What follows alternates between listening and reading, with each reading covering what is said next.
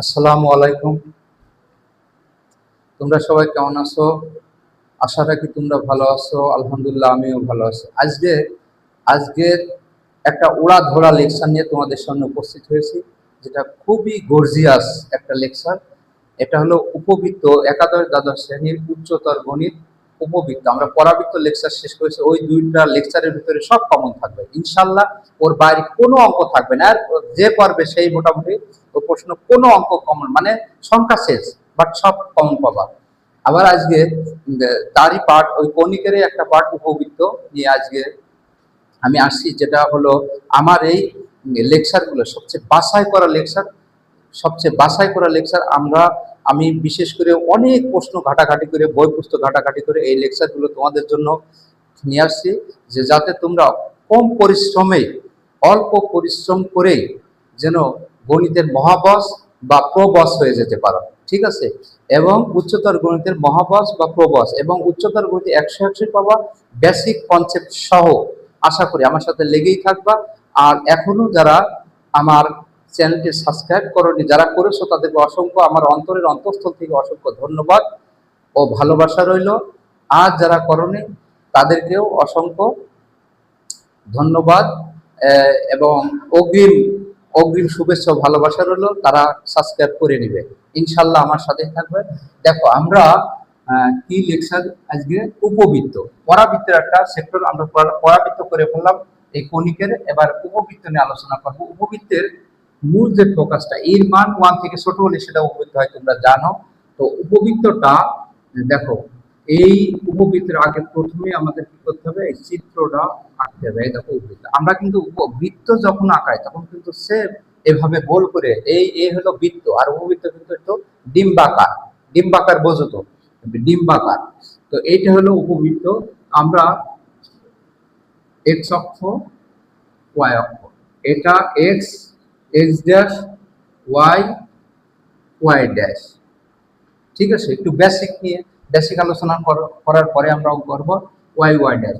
এই যে এক্স অক্ষ, ওয়াই অক্ষ যেখানে সেট করেছে, অর্থাৎ এই এক্স, এক্স ড্যাশ, এই অক্ষটাকে বলা হয় এক্স, এক্স ড্যাশ, এই অক্ষটাকে বলা হয় বৃহৎ অক্ষ বা আর অক্ষ। আর এই ছোট অক্ষ ওয়াই, ওয়াই ড্যাশকে, এই অক্ষটাকে বলা হয় ক্ষুদ্র অক্ষ বা উন্মেষ অক্ষ বলা হয়। হ্যাঁ, তো এইটা যে আমরা এক্স, এক্স, এক্স ড্যাশ এবং ওয়াই, ওয়াই ড্যাশ যে বিন্দুতে সেট করি, আমরা তো জানি নরমালে যে এটা সেই কেন্দ্র, সেই হলো কেন্দ্র। আমরা ও দ্বারা প্রকাশ করি, কিন্তু এখানে সি দ্বারা প্রকাশ করি। সি হলো সেন্টার আর ও হলো অরিজিন, এই জন্য ও দ্বারা প্রকাশ করি। সি সেন্টার মানে কেন্দ্র। এই কেন্দ্রের স্থানাঙ্ক 0, 0। আচ্ছা, এই আমরা কি পেলাম? এটা উপবৃত্ত পেলাম। এ হলো সেন্টার, কেন্দ্র, সেই কেন্দ্রটা হলো এখানে সি দ্বারা প্রকাশ করলাম। এখন দেখো, এর উপরে এই পরাবৃত্তের উপর যে কোনো একটা বিন্দু P of X comma Y নিলাম, P of X comma Y. হ্যাঁ, ও এর নামটা দিই, এটা হলো এ শীর্ষবিন্দু, এ ড্যাশ, এটা এ, আর এটা এ ড্যাশ দিলাম, এ আর এ ড্যাশ। এটা এ শীর্ষবিন্দু, এ ড্যাশ। প্রত্যেকটায় দুইটা জিনিস আসবে, আর প্রত্যেকটার সাথে ইসেন্ট্রিসিটি, উৎকেন্দ্রিকতা থাকে। তোমরা জানো এসপি বাই পিএম এর অনুপাতটা হলো একটা ধ্রুবক সংখ্যা বা রাশি। এইটাকে আমরা উৎকেন্দ্রিকতা বলে থাকি। দেখো, এ, এ, এ ড্যাশ। তো এবার এই পরাবৃত্তের, এই উপবৃত্তের উপর একটা বিন্দু, একটা চলমান বিন্দু বা যে কোনো বিন্দু P of X comma Y নিলাম। ঠিক আছে? এখন এই বিন্দু হতে এর উপরে দেখো এই দূরত্ব, এটার নাম হলো এস। এটা প্রত্যেকটা ডাবল থাকে। এখানেও আর একটা আছে এস ড্যাশ, এস ড্যাশ দিলাম। ধরো এই একটার ভিতর দুইটা আঁকাতে গেলে আবার ভেজাল হয়ে যাবে। এটা এস উপকেন্দ্র, উপকেন্দ্র, এটাও উপকেন্দ্র, এস, এস ড্যাশ বা নাভি কেন্দ্র আমরা বলে থাকি। ঠিক আছে? এখন দেখো তো, এখান থেকে যদি আমি লম্বটা নিই, ডাবল হবে এল, এস, এল ড্যাশ। সেম এখানেও আরেকটা হবে, আকালি চিত্রটা একটু বেশি হয়ে যাবে। প্রত্যেকটা ডাবল আছে, এখানে আরেকটা আছে। হ্যাঁ, এল one, S dash, L two, যাই দিলে দিলে এটা এল, এস, এল ড্যাশ। ঠিক আছে? আচ্ছা, এবার দ্বিকাক্ষ ডাবল। দেখো, এখানে একটা দ্বিকাক্ষ নিলাম, এটার নাম দ্বিকাক্ষ বা নিয়ামক, দ্বিকাক্ষ বা নিয়ামক। এদিকেও আরেকটা আছে দ্বিকাক্ষ বা নিয়ামক। ঠিক আছে? তো আমরা দেখো, পি বিন্দু হতে এই দ্বিকাক্ষের উপর একটা লম্ব টানলাম। পি বিন্দু হতে দ্বিকাক্ষের উপর লম্ব টানলাম, নাম দিলাম এম জেড, এটার নাম এম ড্যাশ। সেম এদিকেও এই বিন্দুতে এর উপর লম্ব এটা, তার মানে এম ওয়ান, তারপরে জেড ওয়ান, এটা এম ওয়ান ড্যাশ। মনে করো আরেকটা, এখান থেকে আরেকটা ডাবল আঁকতে গেলে ভেজাল হয়ে যাবে, তাই আমি আঁকলাম। এখানে যেমন এখানেও আছে একটা উপকেন্দ্রিক লম্বের দৈর্ঘ্য, হ্যাঁ, এখানে যেমন আছে এখানেও আর একটা আছে, এখানে যেমন দ্বিকক্ষ আঁকলাম, এখানেও আর একটা দ্বিকক্ষ আছে। এই থেকে এই বিন্দুর উপরে একটা আমরা লম্ব টানলাম, পি বিন্দু হতে দ্বিকক্ষের উপর একটা লম্ব টানলাম, দেখো পি বিন্দু হতে পি এর একটা লম্ব, ঠিক আছে। আবার এই বিন্দু হতে এর উপরও আর একটা লম্ব, এই এটা তুমি এন দাও বা কিছু একটা দাও, এই তাহলে আমাদের কিন্তু সব মোটামুটি হয়ে গেল। আর একটা জিনিস বাদ পড়ে এর ভিতরে আঁকতে গেলে ভেজাল হবে, সেটা হলো এক্স অক্ষ ওয়াই অক্ষ। ধরো তুমি যখন উপবৃত্তটা আঁকবা, এর উপরে আবার একটা বৃত্ত আছে, সরি, এর উপরে আর একটা বৃত্ত আছে, তো সেখানে এর উপরে যে পি একটা বিন্দু, এই বিন্দুতে এই দেখো, এটা যদি থিটা হয়, এটা সে আবার পরাবৃত্তি, একটার ভিতর তো আঁকা যায় না, এটা হলো এই যে পরামিতিক স্থানাঙ্ক, A cos theta comma B sine theta, পরামিতিক।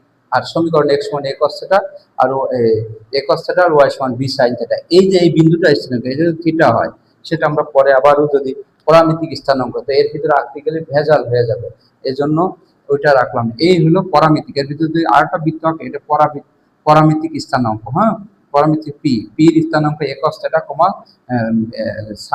War স্থানাঙ্ক বি সাইন থিটা, তার মানে A cos theta comma B sine theta হয়। এটা আসে কিভাবে? ওই যে আমরা সাইন থিটা সংলম্ব বা অতিভুজকে এদের ভিতরে একটা সমকোণ ত্রিভুজ, ওই প্রমাণ করলে করা যায়, প্রমাণ করে নেওয়া যায়। তো এখানে আর অত আঁকছি না। এই হলো আমাদের গেল। এই চিত্রটা মোটামুটি সবাই ব্রেনের ভিতর রাখতে হবে। এখন আমরা এই চিত্র ধরে তাহলে আমরা কি পাইলাম? এম জেড এম ড্যাশ, এটা হলো দ্বিকক্ষ, এটা M one Z one M one dash, এটাও দ্বিকক্ষ। সেম এটা হলো শীর্ষবিন্দু, এই যে এ বিন্দুটা, এটা শীর্ষবিন্দু। সেম এই এ ড্যাশটা এটাও হলো শীর্ষবিন্দু, ডাবল ডাবল সব।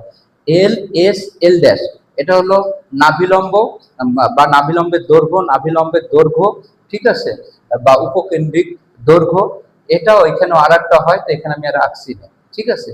এই যে দিনে তো আবার এভাবে দেওয়া লাগবে। এই তো দেখো, ধরো যদি তুমি নিতে চাও, তাহলে এল ওয়ান দাও, এস ড্যাশ দাও, এল টু ড্যাশ, এমন। আবার এখান থেকে এর উপরে এই যে একটা ইয়ে নিবা, এম নাম দিলাম, এই যে নাম তো দেওয়া আছে। তো এত দিতে গেলে একটা ধরে অনেক কিছু আঁকলি চিত্রটা ব্যাকাশ হয়ে যায়, বুঝতে পারবা না। যাই হোক, এস হলো উপকেন্দ্র, এস উপকেন্দ্র, এস ড্যাশটা উপকেন্দ্র, ঠিক আছে, দুইটা। এ শীর্ষবিন্দু, এ ড্যাশটাও শীর্ষবিন্দু। এল এস এল ড্যাশ উপকেন্দ্রিক লম্বের দৈর্ঘ্য, এ হলো L one S dash L two dash উপকেন্দ্রিক লম্বের দৈর্ঘ্য। এর ভিতরে একটা আকার যায়, সেটা তো আমি এই যে দেখালাম, পরামিতিক স্থানাঙ্ক A cos theta comma B sine theta, সেটা এখানে নাই। আর এই পরাবৃত্তের এই উপবৃত্তের উপর যে কোনো একটা বিন্দু পি অফ এক্স হয়, তার মানে হলো এটা তো সেন্টার, এই সেন্টার থেকে এখান থেকে এইটুকু দূরত্ব যদি এক্স হয়, এটু যদি এক্স হয়, তাহলে এটা অবশ্যই, এটু যদি এক্স হয়, এটা ওয়াই হয়, তাহলে এই বিন্দুর স্থানাঙ্ক পি অফ এক্স ওয়াই। আর ওই পি বিন্দু হতে এর উপরে দেখা লম্ব টানলাম, দ্বিকক্ষের উপর একটা লম্ব টানেছি, দুই দ্বিকক্ষের উপর দুইটা লম্ব, আর এই বিন্দু হতে এর উপর লম্ব। এই হলো আমাদের মোটামুটি এর পরিচয়, হ্যাঁ, দ্বিকক্ষ বা নিয়ামক রেখার। এখন আমরা আমরা কিছু সূত্র দেখো, দেখো আমরা উপবৃত্তের স্ট্যান্ডার্ড ইকুয়েশন, উপবৃত্তের আদর্শ বা প্রমিত, উপবৃত্তের আদর্শ বা সাধারণ সমীকরণ, উপবৃত্তের সমীকরণ, এটা কি সমীকরণ বলা হয়? উপবৃত্তের সমীকরণ, এটা কি সমীকরণ? আদর্শ সমীকরণ বা স্ট্যান্ডার্ড ইকুয়েশন বা প্রমিত সমীকরণ বা সাধারণ সমীকরণ বা শুধু সমীকরণ বলতে আমরা স্ট্যান্ডার্ড ইকুয়েশনটাই বুঝে থাকি। এটা একটা হলো কন্ডিশন, এখানে দুইটা, X square by A square plus Y square by B square সমান ওয়ান। আবার এখানেও same, X square by A square plus Y square by B square. দুইটা লিখলাম কি জন্য? দুইটা লিখলাম এই জন্য, কন্ডিশন হলো দুইটা। একটা কন্ডিশন এ গ্রেটার দেন, এর কন্ডিশন হলো এ গ্রেটার দেন বি এটার ক্ষেত্রে, আর এটা তার উল্টা, এ লেস দেন বি।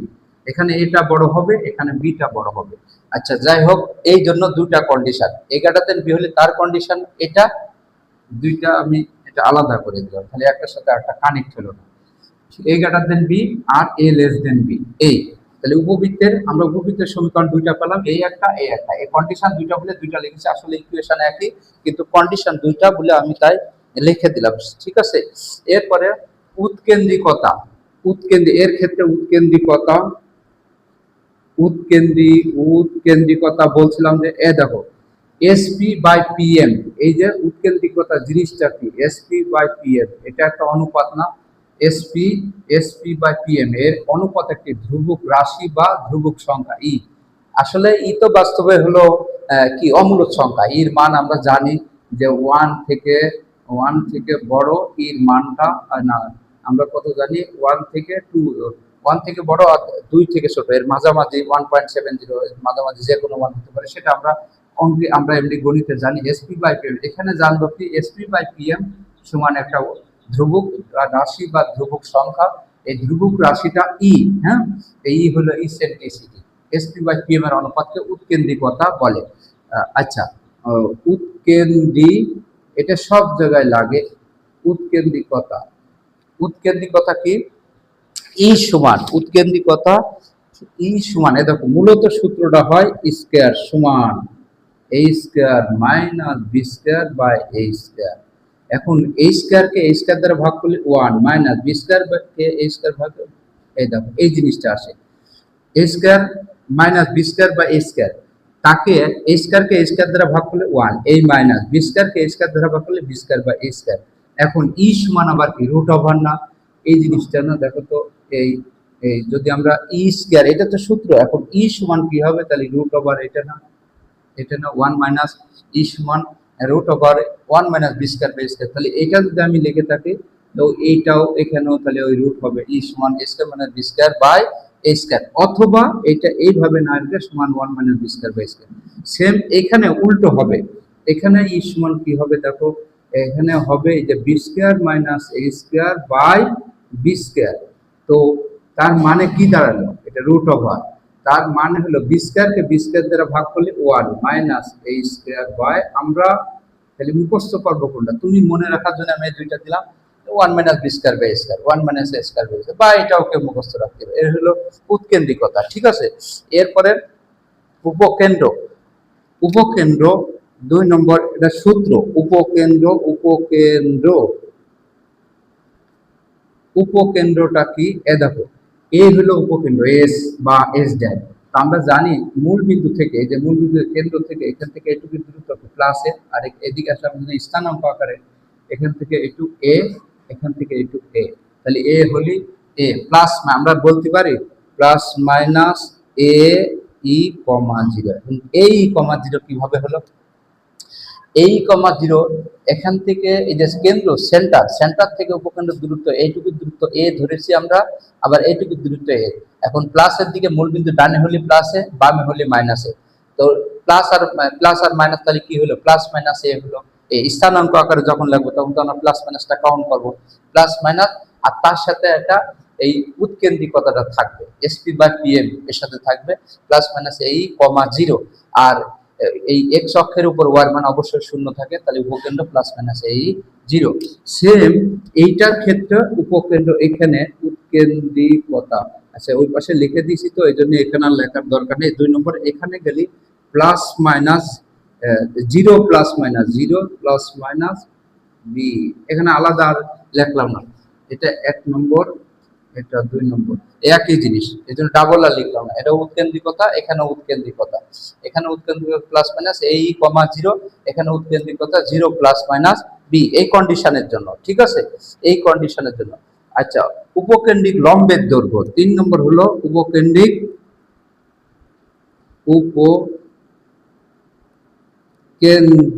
এই সূত্র হলে এই অঙ্ক খুবই পানির মতো। উপকেন্দ্রিক লম্বের একটু মনে রাখবা, যারা বেসিক সরল রাখার বেসিক যারা পারো তারা অটোই বুঝবা। উপকেন্দ্রিক লম্বের দৈর্ঘ্য 2b স্কয়ার বাই a। দেখো এটা এই কন্ডিশনের জন্য 2b স্কয়ার বাই a যখন বড় হয়, আর এখানে এই কন্ডিশনের জন্য তাহলে 2a square by b, 2a square by b, 2b square by a, আর এটা হলো 2a স্কয়ার বাই b। এটা হলো উপকেন্দ্রিক লম্বের। কিভাবে হলো, দেখো এই এল ড্যাশ না, আবার এদিকেও আছে L1 S dash L two dash, তাই না? তাহলে একটা আমরা প্রমাণ করলে, কিন্তু প্রমাণটা দেখাচ্ছি না, এইটুকু প্রমাণ করলে হয়েছে B square by A square, B square by square. এখন দুইটা দুইটা B square by A square, B square by A square যোগ করলে কি two B square by A square. কিন্তু প্রশ্ন হলো এদিকে প্লাস আর ওইদিকে মাইনাস, তাহলে প্লাস মাইনাস হয়ে যায় না? না, দৈর্ঘ্য কখনো ঋণাত্মক হয় না, এই জন্য অলওয়েজ দুইটা পজিটিভ হয়ে যায়। ঠিক আছে, দুইটা যোগ করি, B square by square plus B square by square যোগ করি two B square by square. এখন তো প্রমাণ দেখাচ্ছি না। 4 নম্বর, উপকেন্দ্রিক লম্বের দৈর্ঘ্য, উপকেন্দ্রিক লম্বের সমীকরণ, উপকেন্দ্রিক লম্বের সমীকরণ, সমীকরণটা কি? এই কন্ডিশনের জন্য সমীকরণ x সমান প্লাস মাইনাস এই, এই কন্ডিশনের জন্য প্লাস মাইনাস এই। ঠিক আছে, তাহলে এই কন্ডিশনের জন্য কি হবে দেখো তো, উপকেন্দ্রিক লম্বের দৈর্ঘ্য y সমান plus minus B E, plus minus এটা কি হবে? x সমান আমরা জানি এই যে উপকেন্দ্রিক লম্ব কোনটা, উপকেন্দ্রিক লম্ব মানে কি এল এল ড্যাশ, আবার এদিকে L L one L two dash, এটা না, এই দুইটা না? তো উপকেন্দ্রিক এটা কি ওয়াই অক্ষের সমান্তরাল সরলরেখার সমীকরণ না? ওয়াই অক্ষের এটা ওয়াই অক্ষের সমান্তরাল, তো আমরা জানি ওয়াই অক্ষের এই রেখাটা কি ওয়াই অক্ষের সমান্তরাল সরলরেখার সমীকরণ না? ওয়াই অক্ষের সমান্তরাল সরলরেখার সমীকরণ x সমান a, আর x অক্ষের সমান্তরাল সরলরেখার সমীকরণ y সমান b। তো x সমান a যে লিখলাম, এটা দুইটা না, এটা মূল বিন্দু, সেন্টার তো এখানে কেন্দ্র, কেন্দ্র তাই তো এখানে সেন্টার হিসাবে সেন্টার, তাই না? তো উপকেন্দ্রিক লম্বের সমীকরণ, এই যে এইটার যে সমীকরণ উপকেন্দ্রিক লম্বের সমীকরণ x সমান আমরা জানি x সমান a না, আর মূল বিন্দু বামে হলে x সমান ওই একই জিনিস মাইনাস a হয়ে যায় না? x সমান মাইনাস, এখন এই দুইটা একত্র করলে প্লাস মাইনাস a হয়ে যায় না? আর তার সাথে ই থাকবে, ই একটা ভেজাল, ই সব জায়গায় হবে, প্রত্যেকের সাথে আবার একটা ই, ওই ওর হলো ওই অনুপাত এসপি বাই পিএম এর অনুপাতটা থাকবে। হ্যাঁ, আরো বিস্তারিত ব্যাখ্যা গেলে আমরা এটা লেকচারটা দিতে পারি এই জিনিসটা কিভাবে আসে, কিন্তু এখন তো ওইভাবে সম্ভব না, আমাদের লেকচারটা বড় হয়ে যাবে। উপকেন্দ্রিক লম্বের সমীকরণ এই কন্ডিশনের জন্য x সমান প্লাস মাইনাস a, y সমান প্লাস মাইনাস b। এখন উপকেন্দ্রিক এই শীর্ষ বিন্দুর স্থানাঙ্ক, উপকেন্দ্রিক শীর্ষ বিন্দুর স্থানাঙ্ক, শীর্ষ বিন্দুর স্থানাঙ্ক বলতে শীর্ষ বিন্দু, শীর্ষ বিন্দুর স্থানাঙ্ক, এখানে শীর্ষ বিন্দুর স্থানাঙ্ক বলতে কি বোঝায় বলো তো? শীর্ষ বিন্দু মানে এই যে এ আর এ ড্যাশ, তো এখান থেকে এদিক ডানি, মূল বিন্দু ডানি হলে প্লাস এ, আর মূল বিন্দু বামে হলে মাইনাস এ, আর এক্স অক্ষের উপরে ওয়ার মান শূন্য থাকে, তার মানে প্লাস মাইনাস এ কমা জিরো। শীর্ষ বিন্দুর স্থানাঙ্ক প্লাস মাইনাস এ কমা জিরো। নিয়ামকের সমীকরণ দেখো 5 নম্বর, এখানেও খালি প্লাস মাইনাস শীর্ষবিন্দুর 5 নম্বর, শীর্ষবিন্দুর স্থানাঙ্ক plus minus B zero, plus minus B সমীকরণ। নিয়ামক মানে দ্বিকাক্ষ, এই যে নিয়ামক M M Z M dash, আবার এম ড্যাশ ও সেটা এই যে M one Z one M one Z one M one dash, এই নিয়ামকের সমীকরণ। নিয়ামক বা দ্বিকাক্ষ, দ্বিকাক্ষ বা নিয়ামক, নিয়ামক বলে লিখলাম, যে কোনো একটা লিখলে হবে, নিয়ামক বা দ্বিকাক্ষ দুইটাই থাকতে পারে। নিয়ামক রেখার সমীকরণ, নিয়ামক দেখো এখানে আমরা লিখছি না উপকেন্দ্রিক লম্বের দৈর্ঘ্য, যে উপকেন্দ্রিক নিয়ামক রেখার সমীকরণ, নিয়ামক রেখার সমীকরণ কি হয় দেখো, নিয়ামক রেখা, নিয়ামক x সমান এই যে এইটা নিয়ামক রেখা, উপকেন্দ্রিক লম্বের নিয়ামক রেখার সমীকরণ x সমান plus minus a by E, a by E, a by E, আর এইটি হলো নিয়ামক রেখার সমীকরণ plus minus b by E, এটাও নিয়ামক রেখার সমীকরণ। এই নিয়ামক রেখার সমীকরণ হয়ে গেল। এরপরে আমরা আসি, তো জায়গা তো হয় না, এবারে তাহলে আমরা এটা মুছে দিলাম, এই যে এই দিকে নিয়ামক রেখার সমীকরণ পর্যন্ত হয়ে গেল। 6 নম্বর কন্ডিশন করতে গেছে,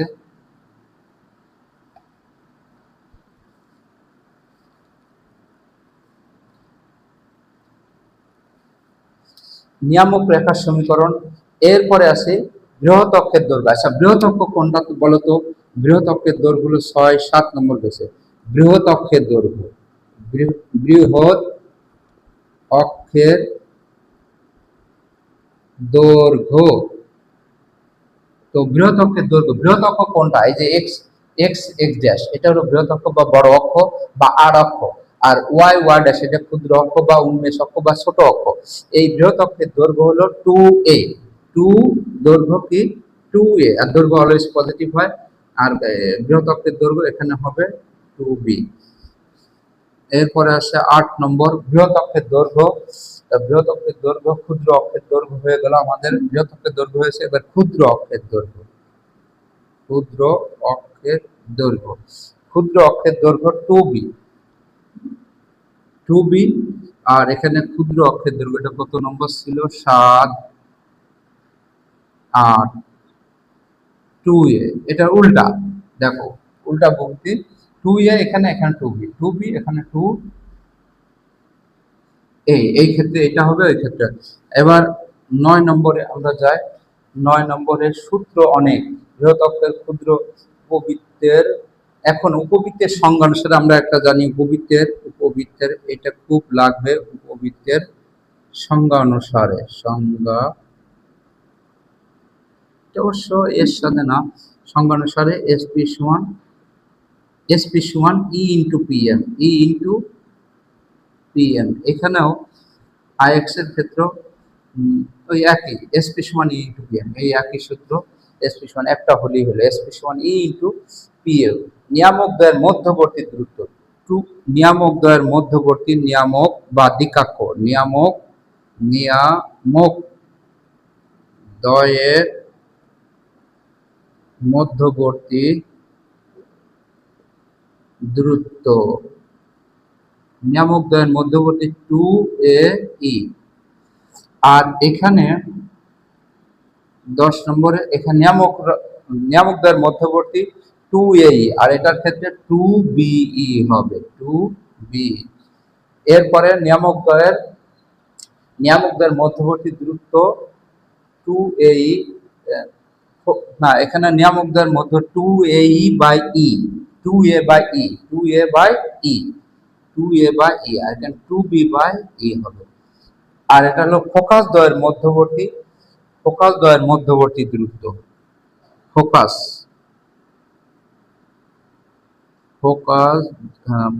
দ্বয়ের মধ্যবর্তী দূরত্ব 2ae, 2ae, আর এটা হবে 2be। এই তার মানে আমি দেখো, উপবৃত্তের সমীকরণ এসপি সমান উপবৃত্তের সংজ্ঞাটা সাধারণ লিখতে পারি, এসপি সমান ই ইন্টু পিএম। নিয়ামক দ্বয়ের মধ্যবর্তী দূরত্ব, নিয়ামক কি? এম জেড এম ড্যাশ, এটা দিকাক্ষ বলা হয়। আবার এই আর একটা দিকাক্ষ, এর মধ্যবর্তী দূরত্ব এখান থেকে কিভাবে হয় বলতো?